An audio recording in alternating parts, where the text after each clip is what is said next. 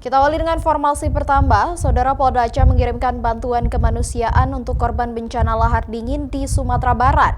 Bantuan itu berupa bahan pokok seperti makanan, minuman, pakaian, selimut, obat-obatan hingga perlengkapan ibadah dan kebutuhan untuk bayi.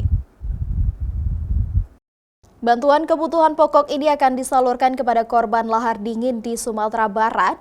Penyaluran bantuan ini diperuntukkan untuk anggota Polri dan masyarakat yang terdampak banjir lahar dingin.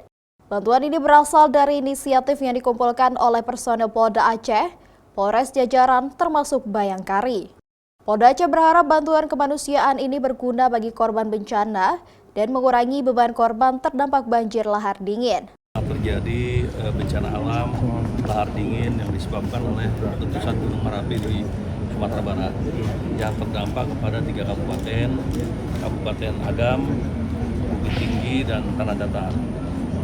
Kita dari kepolisian dari Aceh beserta seluruh jajaran Polres dan juga anggota dan juga Bayangkari berinisiatif untuk memberikan bantuan untuk meringankan pertama rekan-rekan kita anggota Polri yang terdampak juga di Polda Sumatera Barat di 3 kabupaten tersebut, kemudian juga kepada keluarganya dan juga kepada masyarakat.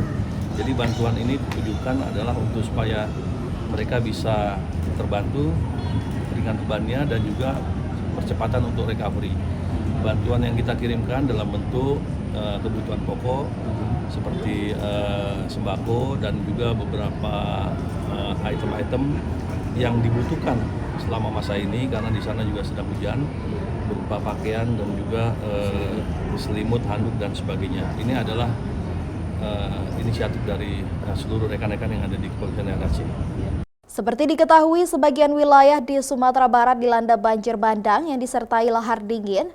Tingginya intensitas hujan membuat sungai-sungai yang berhulu di Gunung Merapi meluap dan menerjang daerah Tanah Datar, Agam, Padang Panjang, dan Padang Pariaman. Mustajab, Kompas TV, Banda Aceh.